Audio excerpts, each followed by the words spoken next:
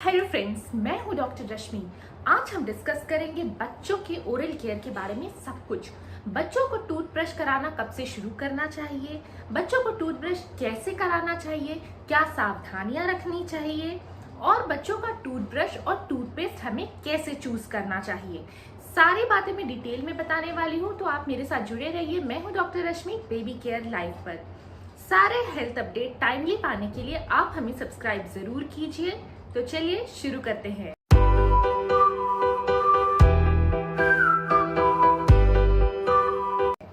तो सबसे पहले हम डिस्कस करते हैं जो पेरेंट्स के मन में सबसे बड़ा सवाल आता है कि हमें कब से बच्चों को टूथब्रश कराना शुरू करना चाहिए। तो अमेरिकन डेंटल एसोसिएशन का ये कहना है कि जब बच्चा दूध पीना शुरू करता है माँ का, यानी कि उसको पैदा हुए लगभग महीना भर हुआ है, तब से हमें उसके गम्स और टंग को क्लीन करना चाहिए। लेकिन क्योंकि अभी उसके गम्स और टंग बहुत सेंसिटिव हैं, तो हमें हार्ड टूथब्रश का इस्तेमाल ना करके हमें किसी सॉफ्ट क्लॉथ का इस्तेमाल करना चाहिए। साफ कपड़े को आप हल्के गर्म पानी में भिगाकर सर्कुलर मोशन में बच्चों के गम्स ऊपर नीचे और टंग को आप अपने उंगलियों से क्लीन कर सकते हैं। तो ये एक बहुत ही अच्छा मेथड है छोटे बच्चों के लिए। लेकिन जब बच्चे का पहला दांत आ जाता है तो आपको उसके टीथ को भी क्लीन करना होता है। तो इस क्वेश्चन का आंसर ये है कि जब आपके बच्चे का पहला दांत आ जाता है तब आपको टूथब्रश यूज कर सकते हैं आप। तो अब इतने छोटे बच्चों के लिए, जो मान लीजिए 6 महीने 8 महीने के बच्चे हैं, तो उन पे हम कैसा टूथब्रश यूज कर सकते हैं। तो मेरा जो ओपिनियन ये है कि हम अभी भी सॉफ्ट क्लॉथ को यूज कर सकते हैं, और दूसरा जो सॉफ्ट सिलिकॉन ब्रश है उनको भी हम यूज कर सकते हैं। मैंने अपनी बच्ची के लिए 8 महीने तक सॉफ्ट क्लॉथ यूज किया था और 8 महीने से लेकर 1 साल तक सिलिकॉन ब्रश का यूज किया था। सिलिकॉन ब्रश जो होते हैं वो बहुत ही सॉफ्ट होते हैं, उनको आप अपने फिंगर्स में डाल सकते हैं और फिंगर में डालने के बाद बहुत ही इजीली मैनिपुलेट करके अपने बच्चों का टंग और गम्स और जो 1-2 टीथ आए हैं उनको आप क्लीन कर सकते हैं। लेकिन जैसे जैसे बच्चे बड़े होने लगते हैं वो क्या करेंगे, अगर आप फिंगर या सिलिकॉन ब्रश से करेंगे तो आपको काट देंगे, वो बाइट कर देंगे।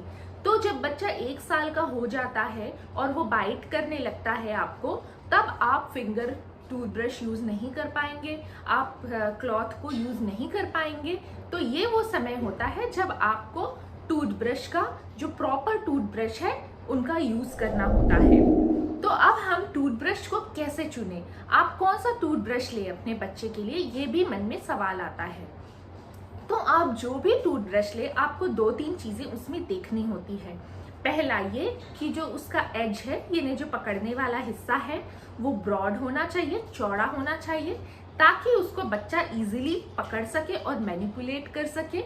और जो उसका ऊपर वाला हिस्सा होता है वो छोटा होना चाहिए, क्योंकि बच्चे का मुंह होता है वो छोटा होता है। ज्यादातर ब्रशेज में एज ग्रुप मेंशन किया जाता है, जैसे कि ये 1 साल से 2 साल के बच्चों के लिए है, ये 3+ बच्चों के लिए है। तो आप वो खरीदने के पहले एक बार चेक कर लें कि वो जो ब्रश है वो किस एज के बच्चे के लिए बनाई गई है, क्योंकि 0 to 2 एज के लिए, 2 से 3 एज के लिए, 3 से 7 एज के लिए और 7 एज के बाद के लिए अलग अलग साइजेस के टूथब्रश आते हैं। तो आप करेक्ट साइज जरूर देखें। तीसरा इंपॉर्टेंट पॉइंट उसमें आपको ये देखना होता है कि उसके ब्रिसल्स कैसे हैं। अगर आप उसके ब्रिसल्स को अपने उंगली पर या अपने हाथ पर रगड़ कर देखें कि आपको बहुत ज्यादा ट्रॉमा तो नहीं हो रहा है। यूजुअली जो बच्चों के ब्रिसल्स रहते हैं वो हमारे कंपैरिजन में, जो हमारे ब्रश के कंपैरिजन में सॉफ्ट होने चाहिए और इजीली मैनिपुलेट करने वाले होने चाहिए। तो इस बात का भी आप ध्यान रखें। चौथा चीज आप ये देखेंगे कि अगर वो बहुत ज्यादा कलरफुल है या बहुत ज्यादा सुंदर है, बच्चा उससे ज्यादा अट्रैक्ट होगा और बहुत ही इजीली वो ब्रशिंग सीख जाएगा। तो ये 3-4 चीजें हैं जो आपको देखनी होती है बच्चों के टूथब्रश चूज करने के पहले। अब मैं आपको बताती हूँ कि बच्चों का हम टूथपेस्ट कैसे चूज करेंगे। टूथपेस्ट चूज करने के भी पहले हमें 3-4 चीजों को देखना होता है। पहला ये देखना होता है कि जो उसकी एज ग्रुप क्या मेंशन है। जैसे कि हम बड़े होते हैं, हमारी टूथपेस्ट अलग होती है, बच्चों की अलग होती है। जो एडल्ट्स होते हैं उसमें बहुत ज़्यादा मात्रा में फ्लोराइड होता है। अप्रॉक्सीमेटली 1500 ppm का फ्लोराइड एडल्ट्स में देखने को मिलता है, एडल्ट टूथपेस्ट में। एडल्ट टूथपेस्ट में बहुत ज़्यादा एब्रेसिव्स भी होते हैं, जैसे कि सोडियम लॉरेल सल्फेट। ये दोनों चीज़ें बच्चों के टूथपेस्ट में नहीं होनी चाहिए, कम होनी चाहिए। ऐसा इसलिए है क्योंकि जो छोटे बच्चे हैं वो उसको थूक नहीं पाते और उसको अंदर ही ले लेते हैं। तो इसलिए आप कंटेंट ज़रूर चेक कीजिए। कंटेंट में बहुत ज़्यादा एब्रेसिव सब्सटेंस, जिसकी लिस्ट मैंने डिस्क्रिप्शन में दी है, ये सारी चीज़ें नहीं होनी चाहिए। फ्लोराइड कम से कम मात्रा में होनी चाहिए। तो ये आप देखें। दूसरा, आप उसकी एज ज़रूर देखें कि किस एज के लिए बनाई गई है ये टूथपेस्ट। तीसरा, आप उसका फ्लेवर देखें। जो बच्चे होते हैं क्योंकि वो थूक नहीं पाते और वो सॉलो कर लेते हैं, इसलिए उनको अगर एक अच्छा फ्लेवर होगा तो उनको अच्छा लगेगा। अलग अलग बच्चों के लिए अलग अलग फ्लेवर होता है। जैसे कि कुछ बच्चों को मीठी चीज़ें पसंद होती है, कुछ को नहीं होती है। तो आपको शुरू में थोड़ा ट्रायल एंड एरर मेथड करना पड़ेगा। 2-3 अलग अलग टूथपेस्ट उसको देना पड़ेगा और आपको देखना होगा कि वो किसको ज़्यादा इंजॉय करता है और उसके बाद वो शुरू करना होगा।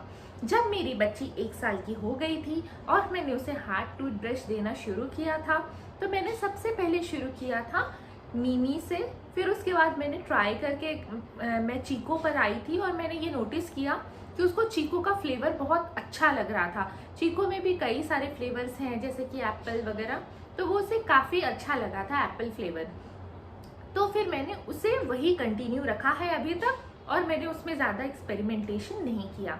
तो मैं फ़िलहाल अपनी बेबी को चीको का टूथपेस्ट और टूथब्रश दोनों यूज़ कर रही हूँ।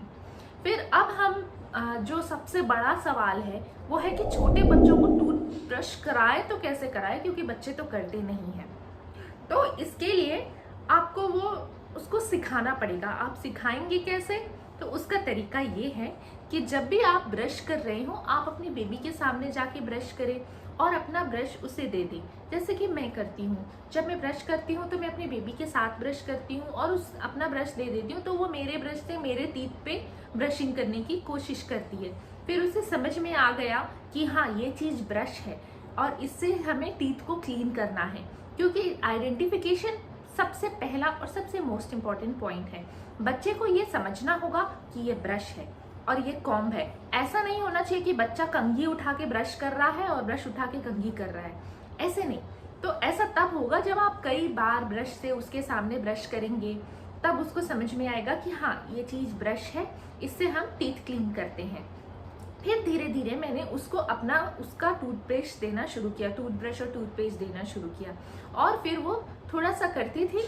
फिर उसके बाद मैं उसके हाथ से लेकर उसको सर्कुलर मोशन में उसके ऊपर नीचे दोनों तरफ, अंदर की तरफ, ऊपर की तरफ और गम्स और टंग, इतने पोर्शन को मैं क्लीन करती थी। कभी कभी बच्चे बहुत इरिटेटेड होते हैं और बिल्कुल नहीं करते हैं, तो ऐसे में हम क्या करते हैं, उन्हें छोड़ देते हैं। ऐसा लगता है अरे छोड़ो ना, इतना परेशान कर रहा है। लेकिन क्या आप डायपर के लिए भी ऐसे ही करते हैं? अगर बच्चे ने सूसू पॉटी कर दी है और बच्चा चेंज नहीं करवा रहा है, तो क्या आप उसे छोड़ देते हैं? नहीं छोड़ते हैं ना, आप उसे चेंज करते हैं। Similarly it goes with brush also. Brushing is very important for child. बच्चों के लिए ब्रश बहुत इंपॉर्टेंट है और उसे बहुत सीरियसली लेने की भी ज़रूरत है। तो ऐसे में आपको 2 लोगों की ज़रूरत पड़ेगी। आप एक अपने बच्चे को गोद में रख लीजिए और एक सामने में जो आपके दूसरा उसके पापा है या आपके मदर इन लॉ है या कोई और है, वो उस बच्चे को डिस्ट्रैक्ट करने की कोशिश करेगी और आप उसको धीरे धीरे अपने गोद में लेकर धीरे धीरे ब्रश करा लेंगे। इसमें आपको एक चीज़ का ध्यान रखना है कि जो बच्चे की गर्दन है, आप उसको पकड़कर स्टेबल रखें और बहुत ज़्यादा सुलाकर ब्रश ना कराएं। तो इससे क्या होता है कि जो ब्रशिंग के जो झाग वगैरह है वो बच्चे के अंदर जाने के, सांस नली में अंदर जाने के चांसेस रहते हैं। तो इसीलिए जब भी आप उसको ब्रश करा रहे हो तो उसके गर्दन को आप स्टेबल रखकर धीरे धीरे ब्रश कराएंगे। बहुत ज़्यादा प्रेशर देने की ज़रूरत नहीं होती है, क्योंकि बच्चे के गम्स बहुत ही डेलिकेट होते हैं। तो इस बात का भी आप ध्यान रखें। तो ये हो गया कि अगर बच्चा ब्रश नहीं कर रहा है तो हम उसे किस प्रकार से करा सकते हैं। अब तीसरा, बच्चे के ब्रशिंग एक्टिविटी को फन एक्टिविटी में हमें बदलना है। जैसे कि हम लोग साथ में ब्रश करेंगे, एक दूसरे की हेल्प करेंगे ब्रशिंग कराने में। ब्रश कराते समय कोई अच्छा गाना गाएंगे, कोई नर्सरी राइम्स वगैरह गाएंगे, और अगर बच्चा सही प्रकार से ब्रश कर लेता है तो उसको कुछ रिवॉर्ड, जैसे उसको एक छोटी सी पप्पी या फिर उसको एक हाथ में एक स्टार बना के देना, ऐसे एक छोटा सा कोई आप रिवॉर्ड देंगे तो बच्चा बहुत खुश होगा और अगली बार वो और भी खुश होकर ब्रश करने की कोशिश करेगा। ब्रश को दिन में 2 बार कराना ज़रूरी है, एक सुबह और एक रात को, क्योंकि बच्चा भी वही खा रहा है जो हम खा रहे हैं। जितने चांसेस हमारे दांतों में कैविटी होने के हैं, उतने ही चांसेस बच्चों के दांतों में भी कैविटी होने के हैं। बहुत सारे लोगों को लगता है कि बच्चे के तो ये दांत झड़ जाएंगे, अगर कैविटी हो भी गई तो क्या दिक्कत है, पर ऐसा नहीं है। एक बार वो जो डेडली बैक्टीरिया आपके बच्चों के मुंह में घर बना लेगा तो फिर वो जाएगा नहीं, फिर वो उसके परमानेंट टीथ भी आते रहेंगे, तो वो एक हैबिट नहीं रहने से बार बार उसको कैविटेशन होती रहेगी। इसलिए शुरू से ही आप अच्छी आदतें डालें। मिल्क टीथ है लेकिन फिर भी ये इम्पॉर्टेंट है बच्चे के लिए, उसकी ओरल हाइजीन के लिए। और एक और चीज़ मैं आपको बताना चाहती हूँ कि बहुत सारे बच्चे थंब को सक करते हैं या शक्कर यूज़ करते हैं या 3 साल बाद भी बॉटल्स पीते हैं, तो इसको अवॉइड करना चाहिए। क्योंकि अगर वो बहुत ज़्यादा ऐसा कर रहे हैं तो दांतों की जो लाइनिंग है वो बराबर नहीं आएगी, आड़े टेढ़े तिरछे दांत आने लगेंगे, मैल ऑक्लूजन जिसे हम कहते हैं। तो आप इस चीज़ का भी आप अवॉइड करेंगे। चौथा क्वेश्चन ये है कि हमें कितना टूथपेस्ट यूज़ करना चाहिए। जैसे कि मैंने आपको बताया कि बच्चों के दांत और मुंह बहुत छोटे होते हैं, बहुत कम अमाउंट ऑफ टूथपेस्ट की रिक्वायरमेंट होती है।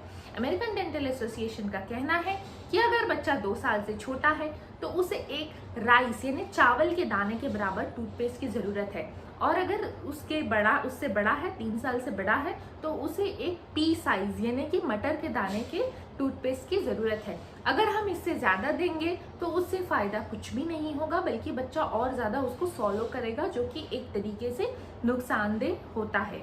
तो ये सारी जो बातें हैं, अगर आप इन सारी बातों का ध्यान रखेंगे तो आप अपने बच्चे को बहुत ही अच्छे तरीके से टूथपेस्ट और टूथब्रश करा सकेंगे, उसके लिए फन एक्टिविटी बना सकेंगे।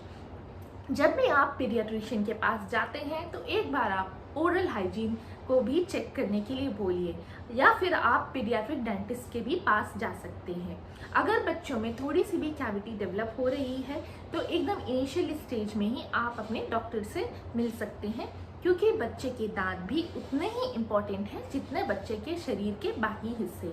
और बीइंग अ पेरेंट हमारी ये रिस्पॉन्सिबिलिटी है बच्चों को प्रॉपर हाइजीन देना, प्रॉपर केयर देना, प्रॉपर न्यूट्रिशन देना। तो अपनी रिस्पॉन्सिबिलिटी बराबर से समझते हुए हमें बच्चों का साथ देना होगा। तो मुझे उम्मीद है मेरी वीडियो आपको पसंद आई होगी। अगर आपके कुछ क्वेश्चंस हैं तो वो आप कमेंट बॉक्स में ज़रूर लिखिए। मैं हूँ doctor Rashmi, baby care life. Thank you.